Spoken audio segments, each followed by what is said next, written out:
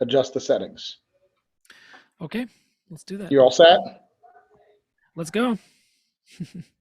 Yeah. So you'll have to, and are you going to have Catherine talk?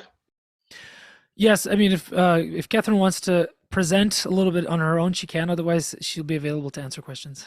Okay, I'm going to go ahead and unmute her now. So Catherine, you should see a prompt to unmute. Got it. Okay, so Catherine, if you mute yourself, we have to go through that again, so you know. So we have it. Oh, okay. We have it locked down just so that we don't have any surprise noises during the open house. It just makes it easy until we get to the Q&A section. So if you'll just text me or call me, Deacon Nicholas, when you're ready for me to hop back in for the Q&A. Sounds good. Thanks, Father. I will warn you, there could be coughing. That's okay. I don't mind. Hello, everyone. Thank you so much for coming. You hopefully know that my name is Deacon Nicholas Kotar. I am the director of the St. Basil's Writing Workshop, which is the latest version of what we're calling it. And I think that's going to be the final version of what we call it. If anybody wants to ask the question, you can, but I'd rather you didn't. Anyway, on December 31st, 2021, a rather unusual event occurred. This was the final day of Jonathan Pajot's wildly successful God's Dog crowdfunding campaign. It raised almost $250,000 just on book sales alone, and if you added other things, including merchandise, it reached almost all the way up to $300,000. The reason that this was so surprising is because the story that he was telling was an odd one, a graphic novel with a saint that has the head of a dog, and yet in spite of that, it obviously had tremendous interest and tremendous success. This was just the beginning of something that I think a lot of us have been noticing, something that's been percolating under the surface for many of us, especially those of us who love Tolkien and Lewis and storytelling in that kind of vein, and made obvious in the wonderful work of such ancient faith properties as the Amansul podcast, which has been so popular, and even the Lord of Spirits, which, although a theological podcast, really owes a lot of its success, I think, to the fact that it tells stories like a good fantasy podcast. Those just happen to be very, very true. So it was in the spirit of this sudden interest in the world of professional writing, especially for Orthodox people and among Orthodox people, that with some trepidation, we opened the doors to the first year of St. Basil's program last year in February of 2022. And to our immense surprise, we filled up almost immediately. And the program it's halfway through its first year, and it's so far been a tremendous success. I've been able, I don't know how, through God's providence, to attract some of the best minds and some of the best teachers that the Orthodox world has to offer when it comes to teaching the craft of fiction. I will highlight all of them. Paul Kingsnorth, recent convert to Orthodoxy and international sensation, let's be honest, who in terms of fiction has written 3 of the most interesting novels that have come out in the last 20 years. Your humble servant is also teaching something. Catherine Hyde, who, if any of you do not know who she is, what's wrong with you? Go sign up for her newsletter right now, because this is the year to do it. As she has informed us all lately, there's going to be a flood of books coming from Catherine Hyde. Catherine is a wonderful teacher, a wonderful mentor, and very talented, especially in the way that she teaches writers to become good editors of their own work. Jonathan Pajot teaches a short course on world building. And finally, we have Nicole Rokas, Dr. Nicole Rokas, who has a wonderful course that we have not yet taught. It's going to be happening in May, most likely, which is on the intersection of the spiritual life and the creative life. So that's something you find in a lot of places, certainly a unique offering. I think one of the more interesting things I think that St. Basil's has to offer. But one of the wonderful parts of this aspect of this program, the idea was not my own to say, it was Father Adams, who runs St. Athanasius College, under whose auspices we offer this program, was rather than have this be an exclusive online program or an online program with an in-person component at the end, which is how sometimes these sorts of programs work. He offered us to have the in-person portion of the course at the beginning of the year. So last August, in a beautiful, how would I even call it, a a kind of vacation complex. It used to be an old YMCA up in the Adirondack Mountains that's been completely refurbished and made very comfortable and beautiful in one of the most isolated and beautiful parts of the continental US. 13, 14, 15 of us gathered together for a full week of basically in-person instruction, but most importantly, fellowship and the opportunity to learn and grow in friendship and in the beginnings of the craft of writing. It was an incredible experience, even more of a success than I had hoped. It was a small group, 12 students, and they immediately bonded. The shared love for the written word and the desire to create something new, the desire to tap into this new energy that is coursing through our cultural moment is something that came out very strongly.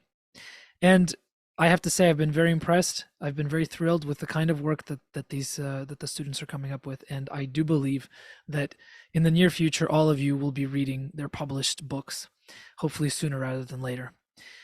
So, with that in mind, we decided it wasn't such a bad idea to continue this program and to do a similar 1-year program as we did this year for 2023-24. I'm happy to say that all teachers, we may even have a few additional lectures that come in on and off the course of the year to offer shorter tutorials. Those are not yet fully not yet finalized, but we have high hopes to get some more big names. So it's definitely something to look forward to. The program is intended primarily for writers of fiction. It is not a beginner's writing program. I basically qualify it as either advanced beginner or early intermediate. And what that means practically is that you have either completed a long work or you have published either a long or short work. The long work doesn't mean necessarily published it, but if you've shown that you're able to take a story from the beginning to its end, which is an important threshold for all writers to cross before they can get serious about the craft of the writing. And preferably, and yes, I do mean we give preference to those students who have been published. Whether that's self-published or published by others is largely secondary, because there is an application process, and in that application process, you will be submitting samples of your work. And yes, the quality is definitely judged before admission is offered. Last year, we had a cap at 15 students, but we had a smaller group, like I said, at the in-person retreat. It was 12, and we've decided that we would actually cap admission at 12.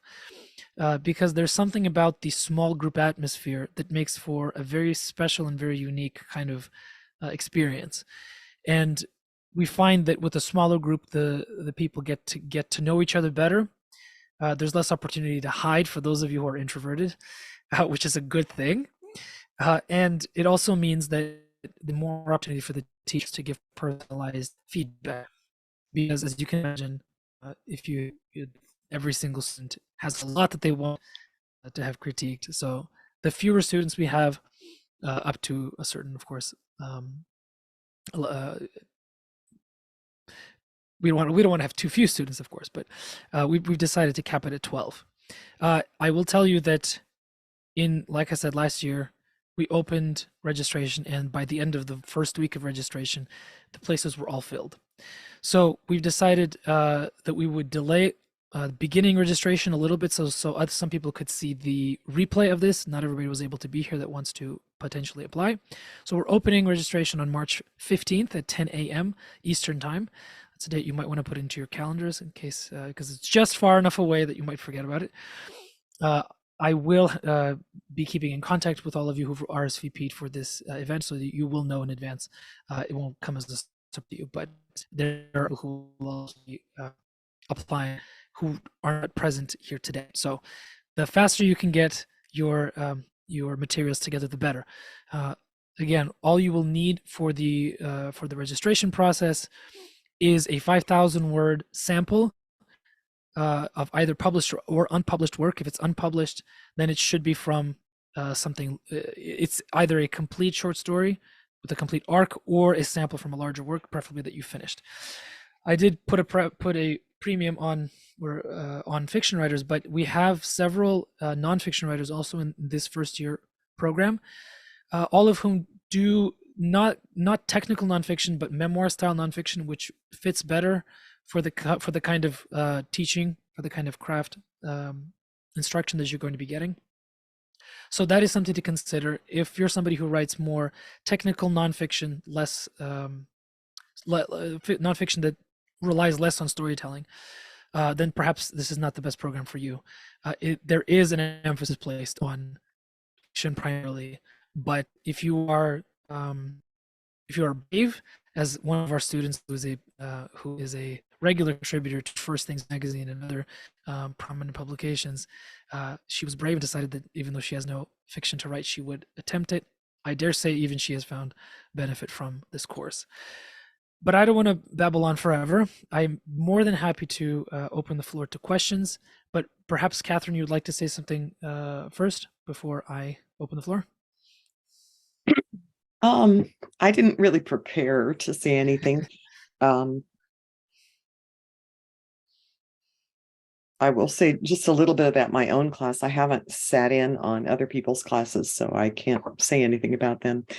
But my class it's a two-part, two separate sections.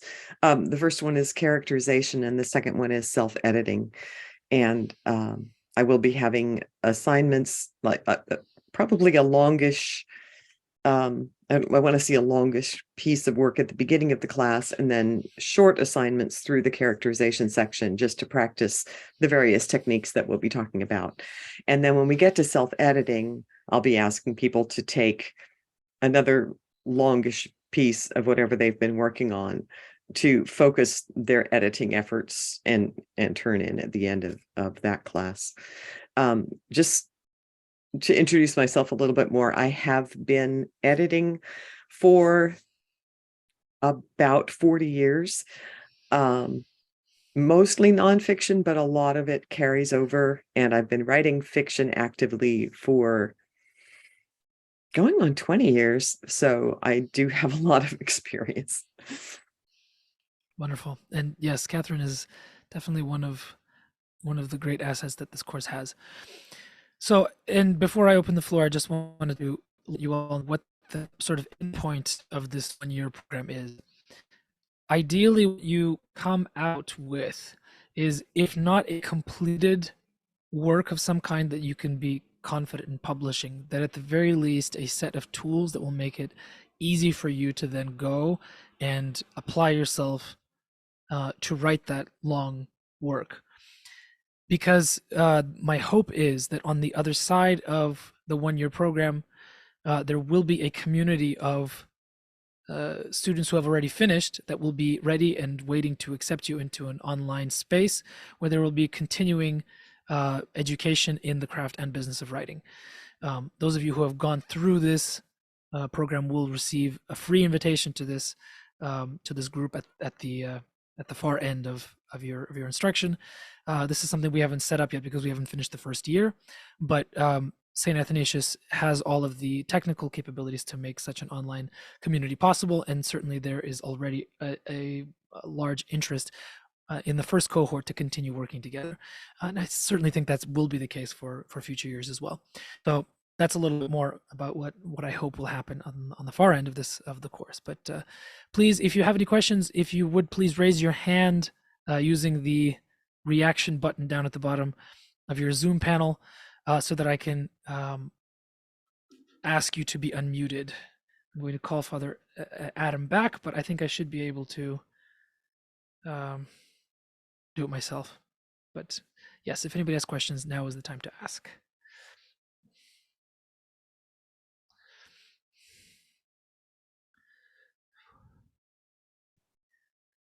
All right, very good. Kevin, let me see if I can unmute you. Hello. There we Okay, go. I'm back. Yes. He's back. Okay, wonderful.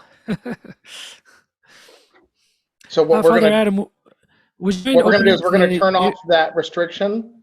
So Yes, please. There's now, at least one person who's tried it in. okay, so they should be able to control their microphone now. And would you mind also opening the, if it's possible, opening the waiting room again, All right. Father Adam, because there's one person at least who's trying to get in, who was late. Okay. Do you know? Okay, Kevin, go ahead. Hi. All right. So I wanted to first ask, what's roughly the timeline of staying in upstate New York versus the online portion of the Yeah. course? So the in-person retreat will be at the end of August. The exact dates are not yet finalized. That will largely depend on the availability of the space. Last year we had it something like the 24th or the 28th, something like that. So it was, I think, 4 or 5 days is the amount of time we're all going to be together in this space. It's it might seem like not a lot, but it's a very how do I say this? The time together is very full. So at the end of it, everybody comes out with a lot of enthusiasm, but also everybody sleeps for the next 3 days afterwards. So yeah, it's a wonderful experience. If there's no other questions, Kevin, I will lower your hand. All right, Kayla, go right ahead. Okay, so I'm curious about are you accepting non-traditional writers? Because I mostly have been working in graphic novels and comics in the last 5 years. So I don't have a lot of writing samples that are, I do have some, but they're like 15 years old that are traditional, short story fiction. But I wasn't sure no, if this isn't even the right yes, program. I will. I will definitely accept a graphic novel sample as as your sample for the application. Absolutely, yeah. No, there is no. I don't discriminate against graphic novelists. Absolutely. Yeah, I figured with God's dog and everything, So cool. Absolutely. No, it'd be nice to have that because we this time around we didn't have that. So yeah, absolutely.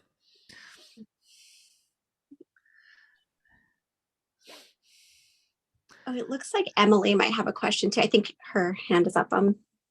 Oh, okay. Yeah. Hi, thank you. Go ahead, Emily. Yeah. Oh, I see. Do you think that these classes would be beneficial to screenwriters and/or filmmakers of fictional stories? So, Father Adam might answer this better, but Saint Athanasius does have a filmmaking course. So, Father Adam, maybe we can chime in here. Is that course more for the people behind the camera, or does it include a screenwriting component as well? I would say that's probably more fitting for the film school. We are exploring ways to move the bulk of the film, but the film school doesn't have a screenwriting course by itself. What I do think would be useful is from your program is that there is an overlap between the two programs in the story archetype and character development. So I think you could, either one would be helpful in that sense. But if you're just solely focused on screenwriting, I don't know that we have anything that would just. So to Emily, to answer your question in terms of would it be useful for you to come to St. Basil's as a screenwriter? There are a lot of things that you would be able to take out of this that would be very useful. Yes, but they would not refer specific to the very strict rules that apply to the formatting and the structure of a screenplay, right? Those, there's certain limits placed on pages, how description include, how short dialogue to be, those kinds of things that I'm not going to be able to help you with very much. I have written screenplays before, but I'm not. Nobody in our group is a specialist in screenplays. So in terms of the overarching storytelling techniques and your world building strategies, things like this, and Paul Kingsnorth's course is for everybody. It's not for screenwriter, not screenwriter. It's an incredible course. It does amazing things to open up your storytelling sense. So in that sense, if you're willing to be a little bit flexible and kind of be willing to glean information as it and apply it to your situation, with a little bit of kind of, it'll take a little bit more work probably for you to apply it specifically to the principles of screenwriting, but you could definitely benefit from all of the classes, I think. Okay, that makes a lot of sense. Thank you. Yeah, absolutely. I think we had Matt first, then Joshua, and then Julie. Right. Thank you. Deacon Nicholas and Catherine, I'm hoping you could tell us more about the nuts and bolts of how you guys teach the craft of writing. What's it like, say, in the retreat, the lectures? I think you guys have a workshop going on for the rest of the year. How does that work? Yeah, so the way it worked last year, and it'll probably work similarly this year, but I was the only teacher present at the retreat. There were supposed to be more, but logistical things made it impossible. So it's possible that there are 2, maybe 3, but I think it's most likely that it'll be 1 or 2 teachers present during the retreat. The structure of it is pretty simple. There's usually one class, one time of structured instruction per day. It takes an hour and a half, maybe up to 2 hours. The rest of the time, there's a lot of time to read. There are a lot of opportunities to speak to me personally about specific writing questions or projects that you're working on. There are also team building kind of things. Don't cringe. These are things like hiking in the local in the mountains, or visiting Lake George, which is a local resort town. So there's as much opportunities to kind of sit together and fellowship and talk as there is actual guided instruction. So there's not too much of anything, and there's a lot of free time, as in silent, structured time for work, writing, and thinking, which I think is very important. It's something that I've taken from Orthodox Writers at the Beach, which is a writing retreat that Catherine goes to regularly up in the Oregon coast, where it's just a matter of course that there's almost no talking throughout the entire day, and I find that the focus time is very useful.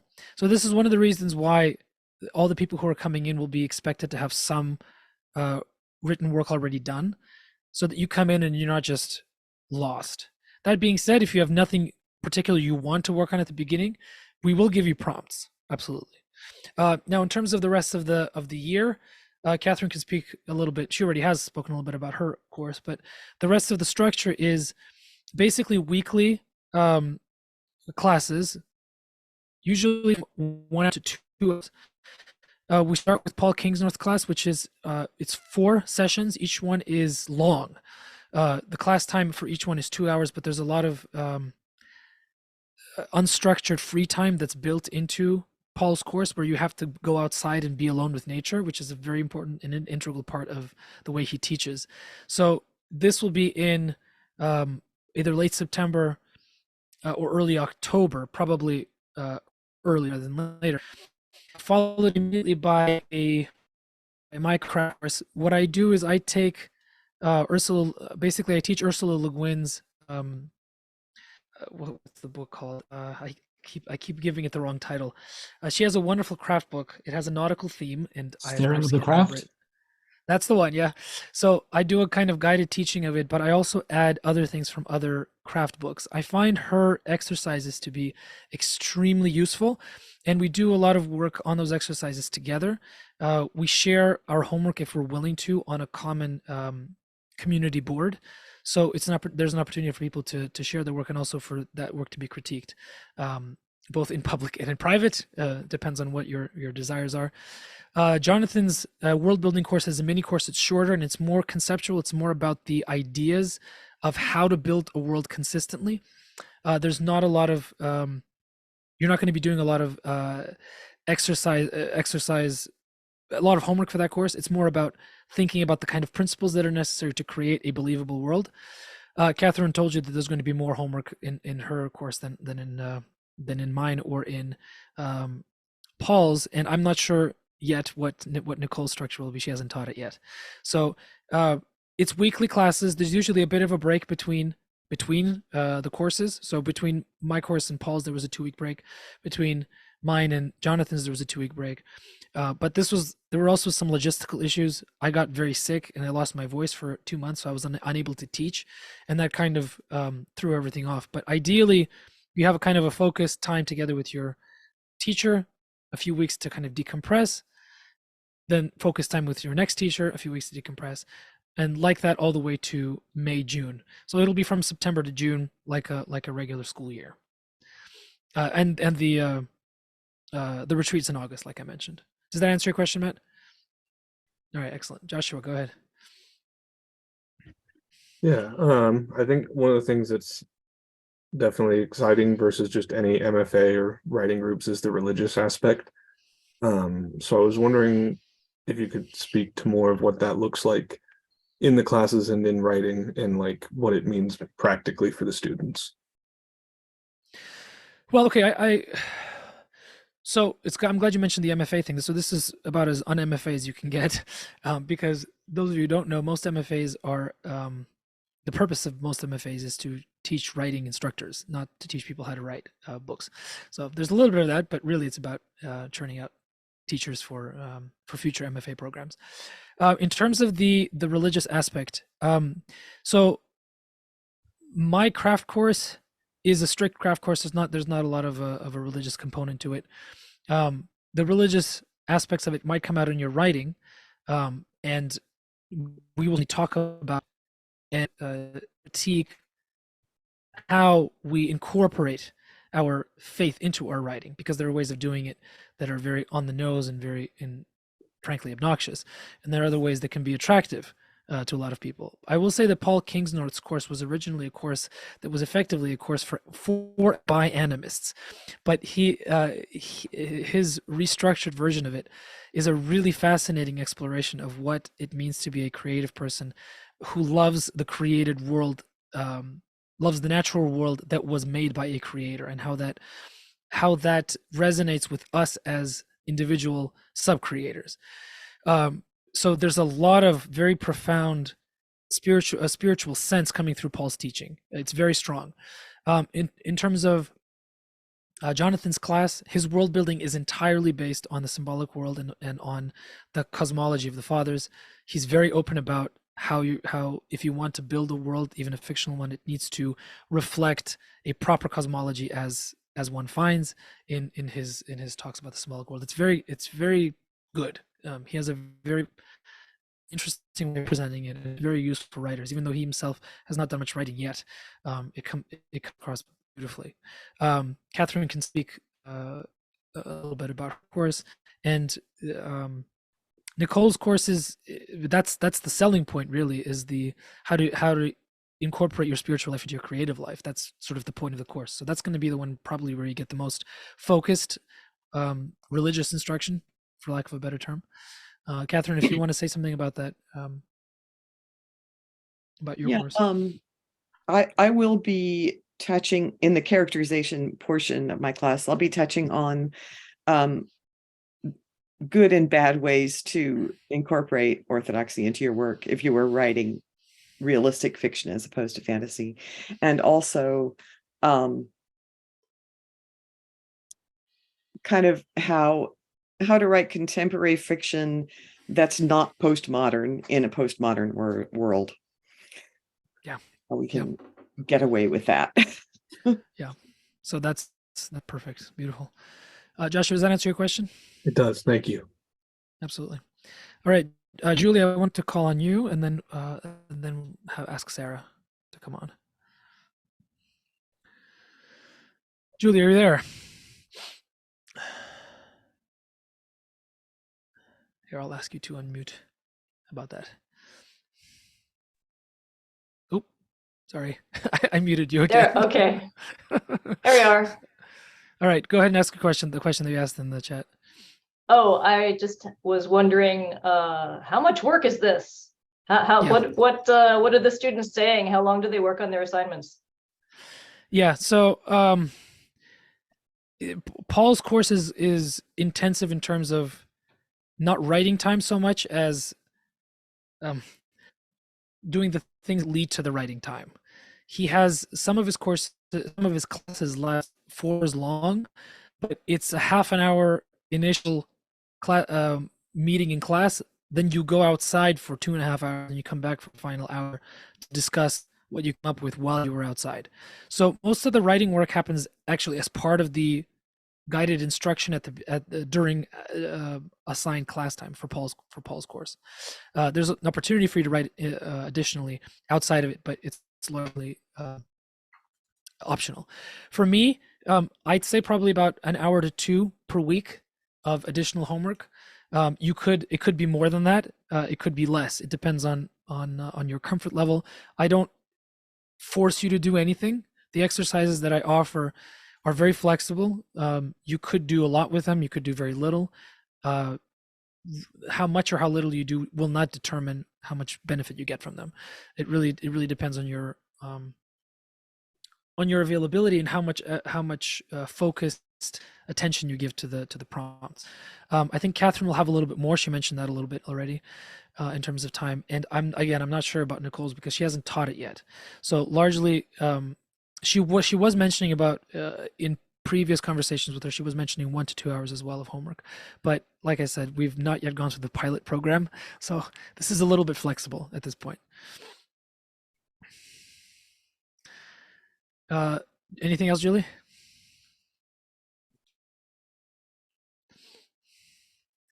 All right, and Rachel asked about the name of the book, and that was, I forgot it again.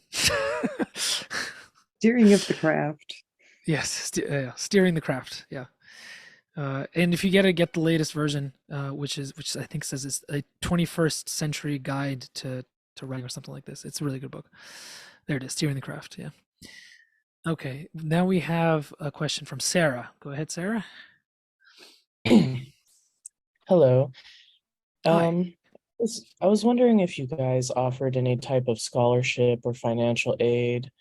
I'm on disability. I'm sure I could maybe get help from my parish but I'm on a fixed income, but I really Yep. want to take this course. Father Adam, you would be better suited to answer that question. We did not have any scholarship options open at the time.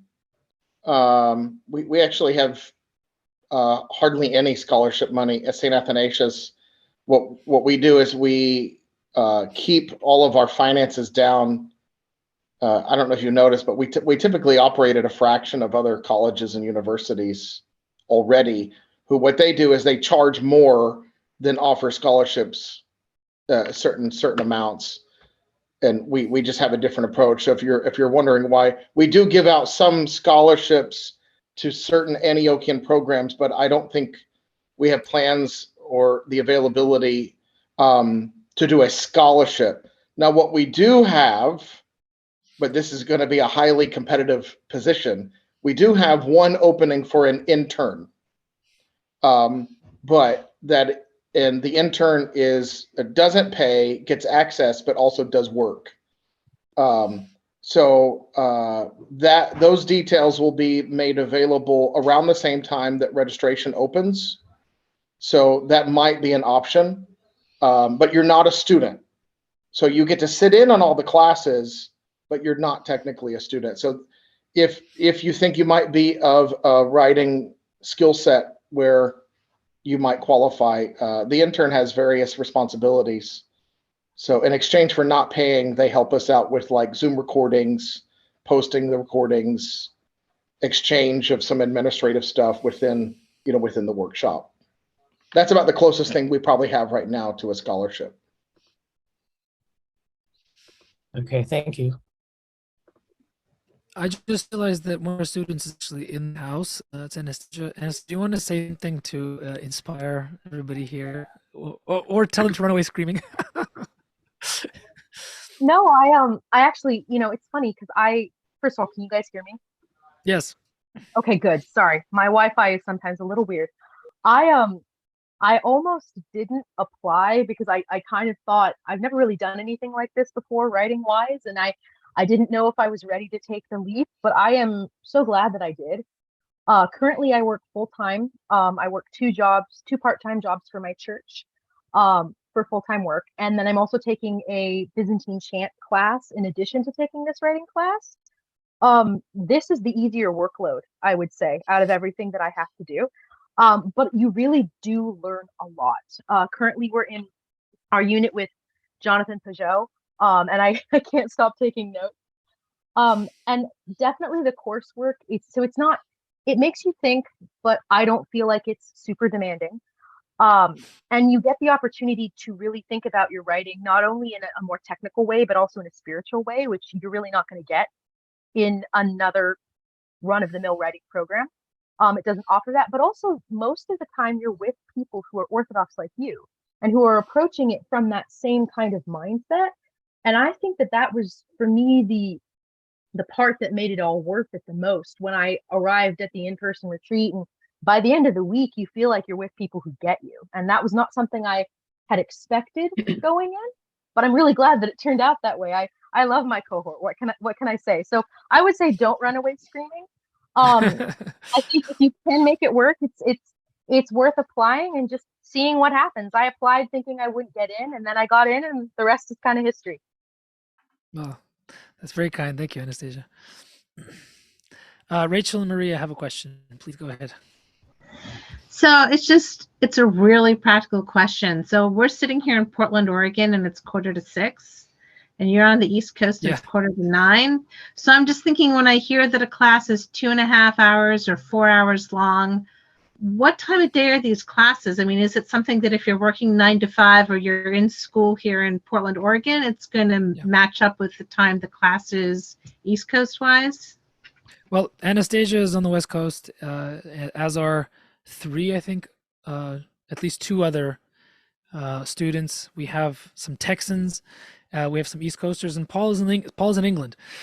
So the difficulty, the biggest difficulty is making sure that Paul can teach at a time that's convenient to him, because he can't teach from 2 a.m. to 6 a.m.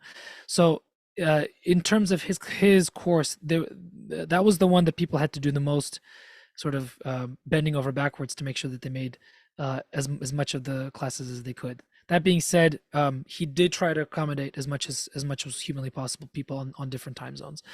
For my class, I made sure to have them in the evenings so that people on the West Coast could come. My attendance was fairly good, and I think Jonathan is doing basically the same thing. So we're flexible within reason. The only real difficulty is going to be making sure that Paul's able to teach his complete class, and it really does need to be taught the way he teaches it. There's really nothing like a 4-hour block of a Paul Kingsnorth class. It's if you have some extra time at the end of it, I mean, I'll tell you, I took his course before it was an Orthodox course, right before Lent, and it did basically what the entire week of Lent does for my heart. It did in a day. So it's worth bending over backwards a little bit just for that class. But yeah, we try to be flexible.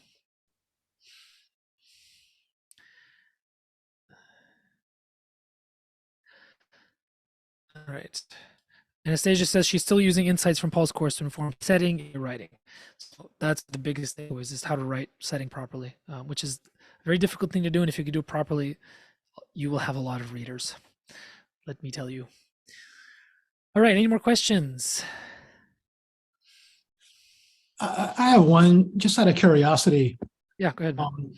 Can you share what people, either applicants or students, are bringing in? Like, what are they writing about? You don't have to be specifics or name names, but give us an idea of what people are writing about, to see if we too are in sync with this idea. of inkling it's fiction? Inkling fiction, yeah. I didn't know what to expect. There's a fair number of fantasy type writing for sure, some science fiction, but I'm surprised by the number of people who are writing small H horror, uh, which I found to be very interesting. They call it small H horror. I don't know what small H horror is, but what they call it. And so I think the answer, the easiest answer is just it's kind of a broad church. A lot of it's going to be speculative, but I think that's because that's the mood right now. But we had some people writing historical, we had some people writing straight up realistic. You have stuff all over the place, and the really exciting thing is that the structure of the course is such as you can really experiment with different styles and different genres if you want. And I'm seeing people really stretch their writing muscles in ways that even they didn't expect, which is a really immensely gratifying thing. So I think rather than thinking of, is this my tribe? I think that's not quite the right question. It's a very, very welcoming kind of atmosphere, and I think it allows you to try out things maybe you didn't expect. And I think that's a very freeing thing.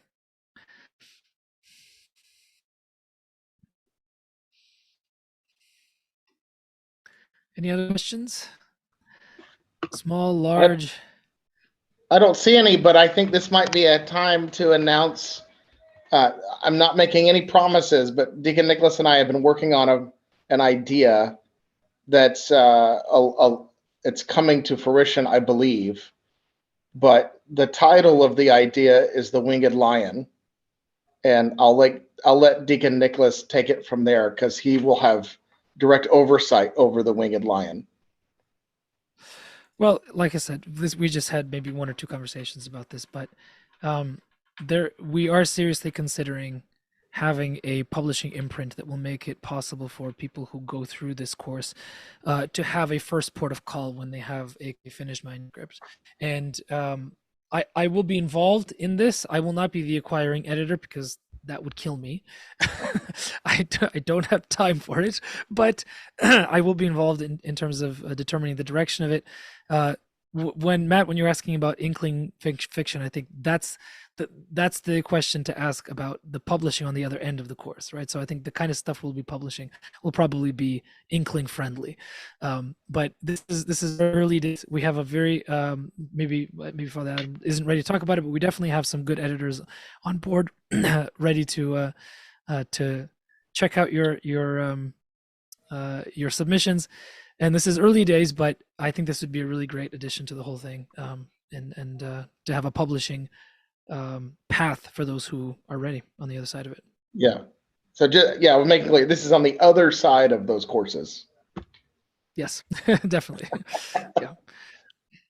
So the incentive then is you come in at the beginning of the year, you have an idea for a novel, or you've started a novel, or you're finished it, and you want to make sure that it's perfect, and you revise it properly. Then after 1 year of this, the likelihood you have something that's polished, beautiful, and ready to submit is high. And you'll have a place to submit it. So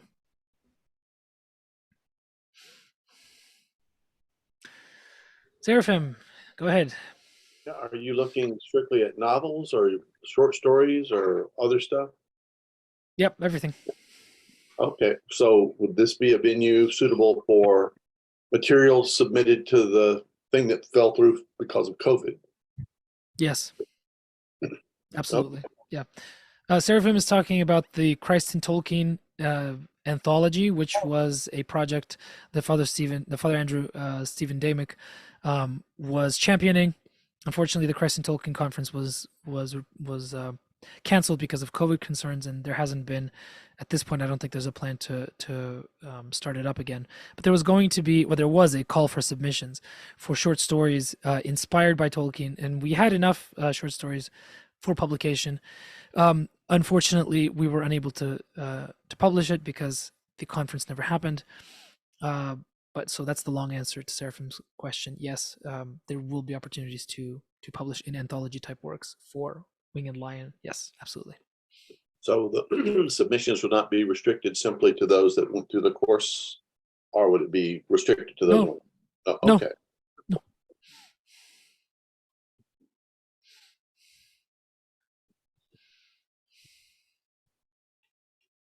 Any more questions?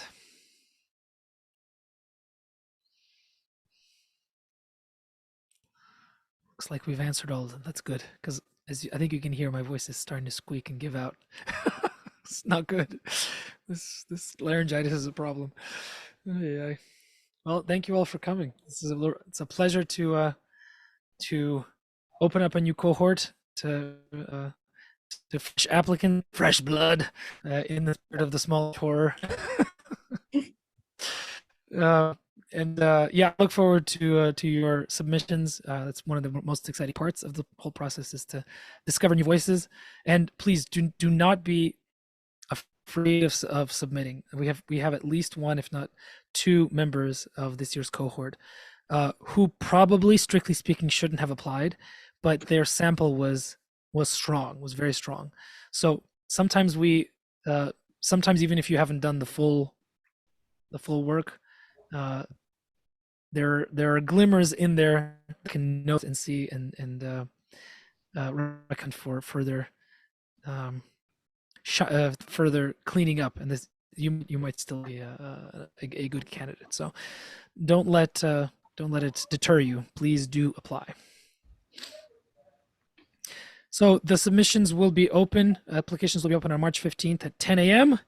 And like I said, everybody who's here, we have your information. We'll be sending you an email for registration starts, so that you all have first dibs because you came. So, yeah.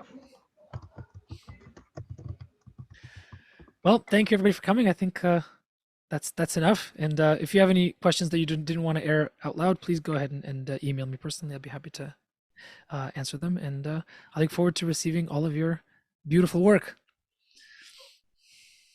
And thank you, Catherine, for taking the time to answer our questions and come by as well. Thank you. Good to see you all. Thank you. Thank you. Good night. Yeah, Thank you, really everybody. Good night. Good night.